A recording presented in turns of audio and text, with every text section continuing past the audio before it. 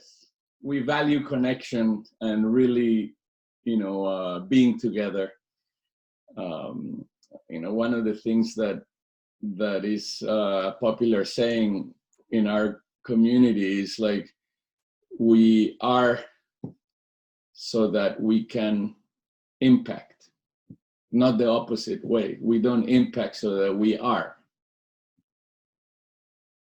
So now in these meetings and calls that we have, we connect with each other, and you may ask yourselves why, because we're very good at asking that question in humanity. Why everything? Why this and why that? We need to explain everything.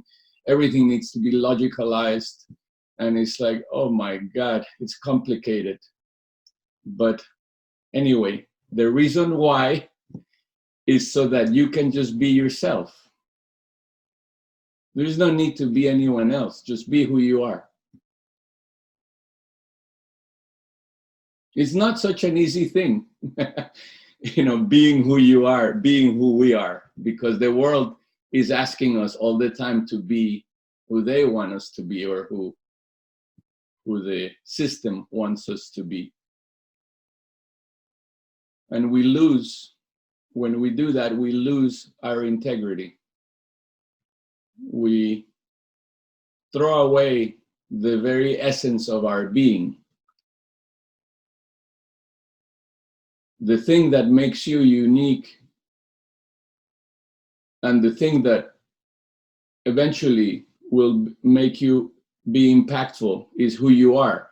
It's not what you do, it's not what you think, and it's not what you know. It's who you are. Standing firmly in the essence of yourself, of your being, of the vibration that is only yours. And that way you can actually listen to yourself. So what we're doing here is mostly developing capacity so that we all develop the muscle to listen to ourselves. So why? Again, why?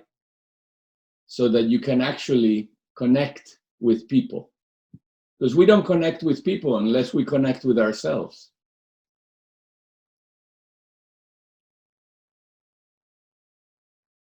How am I going to connect with you if you're not connected to you?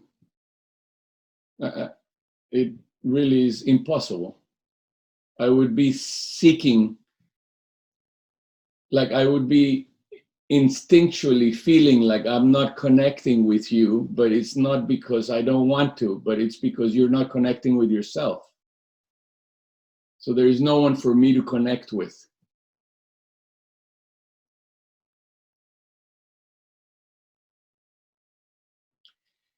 So we slow down before we engage our beautiful minds and our beautiful intentions and skills and competencies and knowledge and etc. We slow down so that we are actually speaking from a voice of integrity, from a voice of respect for yourselves.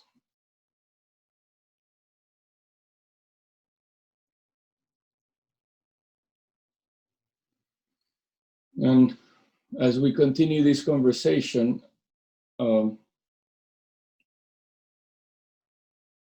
connecting to yourself, right? Connecting to ourselves, you connect with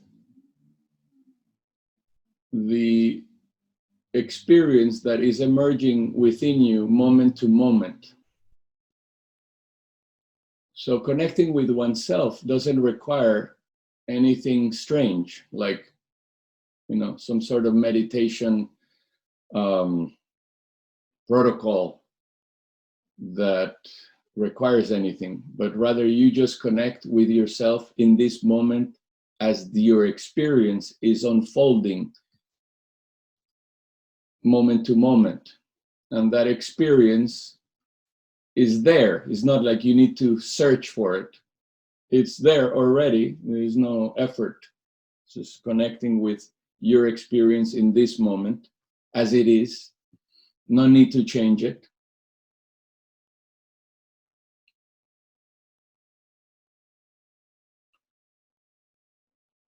And one of the roots that has shown to be quite useful in this connection with oneself is the root of the body, your physical sensations.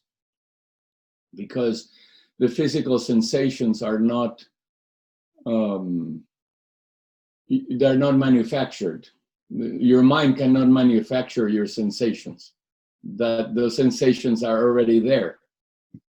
So no matter what your mind says, the sensations will speak, will show up, will present themselves. So we connect with our sensations. And let's do it in this moment, just together briefly. And so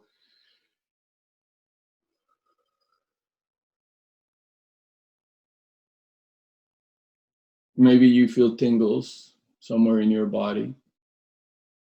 Maybe you're in your head and you're thinking.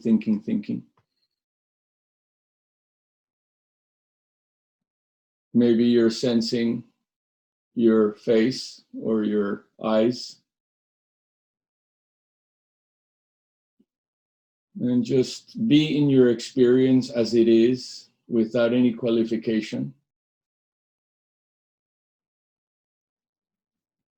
Noticing the breath entering yourself, your body, and then the fragrance of your breath, softening your body in your own time, in your own pace, without any have-tos, no obligations, simply just welcoming yourself to your life as you are.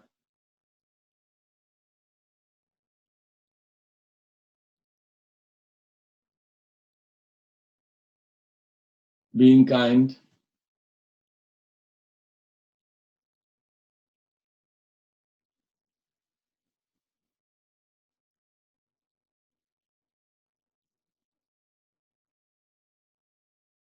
being the presence that is you, helping, using your body as a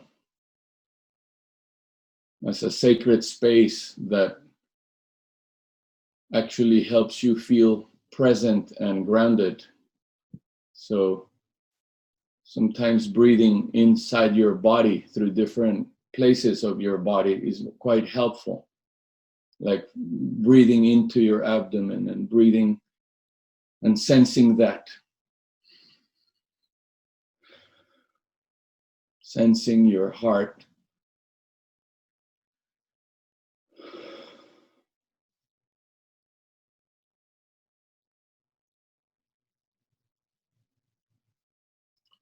So as you continue sensing yourself and connecting with yourself and not disconnecting from your actual experience, you can open your eyes and continue being present here with us in our conversation. And really, it's a relationship with yourselves that you continue developing throughout your life. There is no end to that. It's not like you have to do anything so that you can prove yourself, but rather it's an ongoing dance that emerges in you and with you as you get curious of yourself and particularly begin honoring yourself as a whole being. Nothing is missing. There is no lack of any sort. The world of scarcity emerges when we don't live in integrity with ourselves. But when we do live in integrity, there is no scarcity to speak of. It doesn't even make any sense.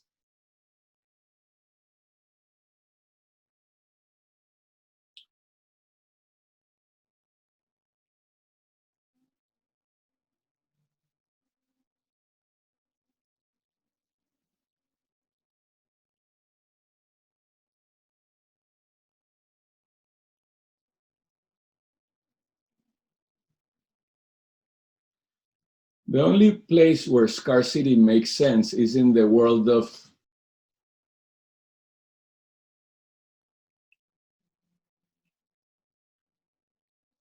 doing. Why? I'm talking about the world of doing in the absence of being. So in the world of doing, there is never enoughness because you always have to do more.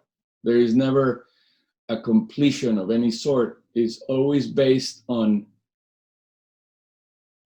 creating that scarcity of not enoughness. And that's the way the market survives. That's the way the economy continues to provide a slavery pathway for our lives. But if it is not clear to you guys by now that following that route is a disaster, then you might as well get out of this call right away. And the reason I say that is because it would be a waste of time for you to connect with yourselves if what you're interested in is having the external world prove who you are. It'll never happen. And you're wasting your time trying to connect with yourself. If for the people who insist on the doingness or the external achievements to be completing them, giving them their self-value, giving them their successful sense, then for those people, this kind of community doesn't make any sense. And that's why we in our community, if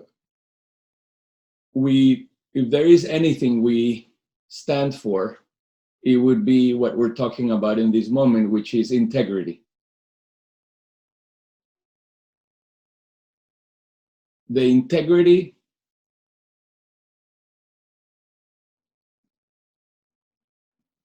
to be respectful of yourselves, basically, respecting who you are.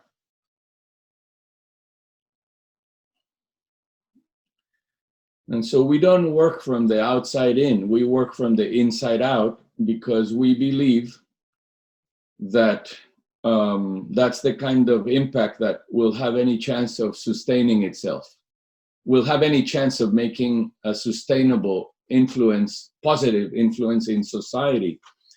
And as you would see throughout this call, there is all kinds of people here. There is marketing specialists, there is artists, there are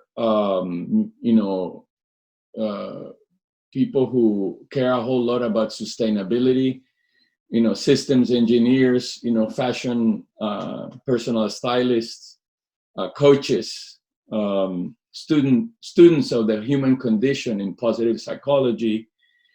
And I say that because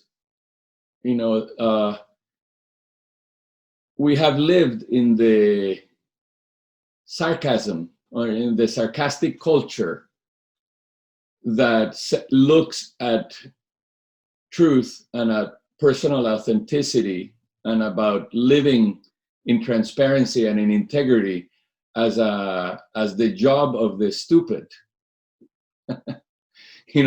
The job of those that have nothing else to do but to take a look at themselves without really doing any real work in the world.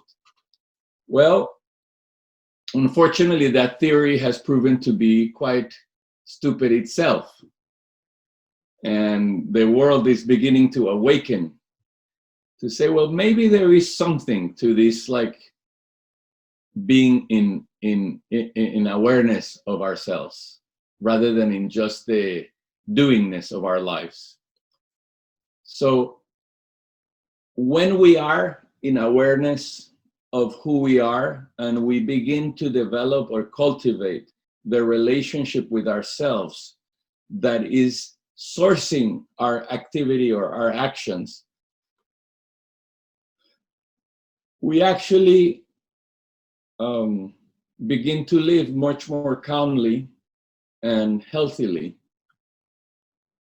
And we can actually add value at that point because actually we are in integrity with who we are. That's not what's happening in our world. People have a great muscle for speaking about our world in this way, in the intellectual way.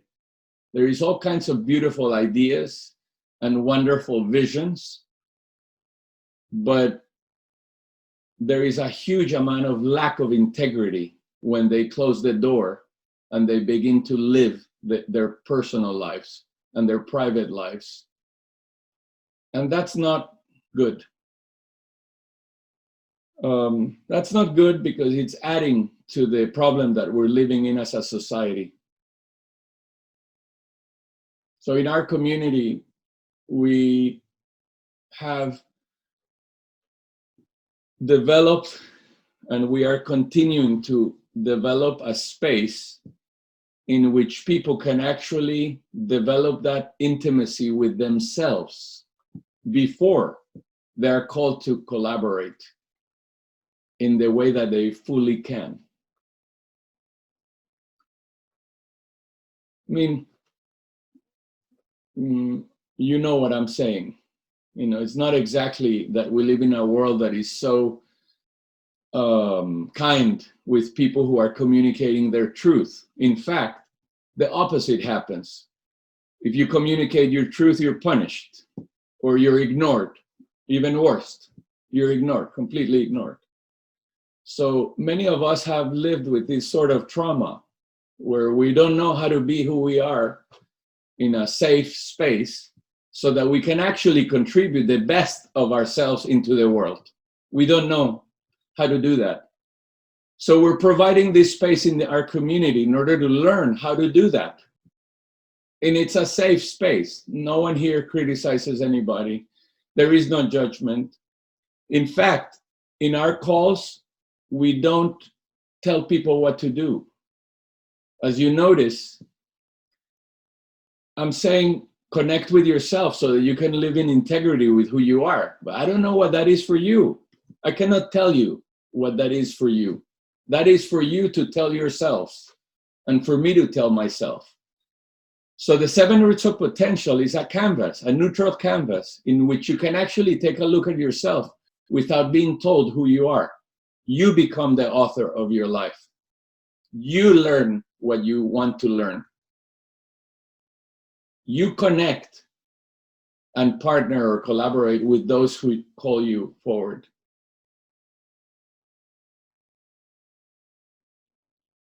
This is indeed a sacred space that we have here together. So we don't accept the lack or the violation of integrity. And I wanted to be very clear about that in case I wasn't before.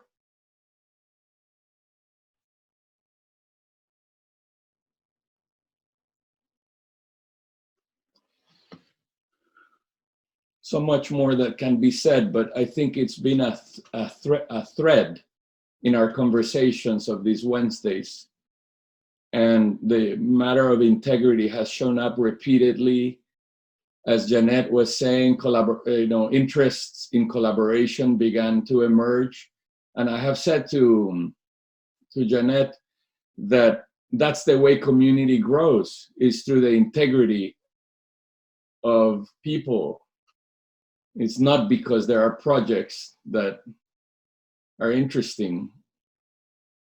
They may be interesting, but without integrity, those projects have no chance of succeeding in any way.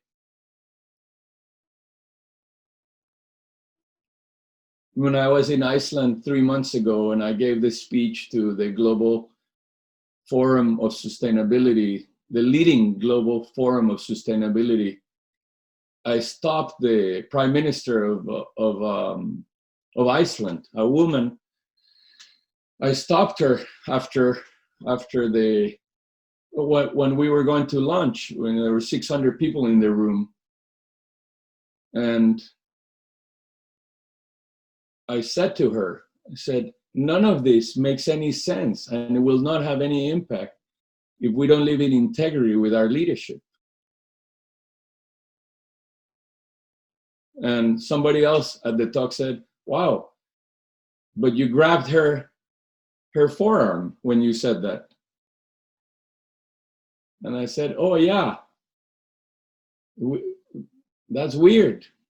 Like, no one grabs the Prime Minister's forearm to tell her something, especially if she doesn't know you. And I said, well, I do.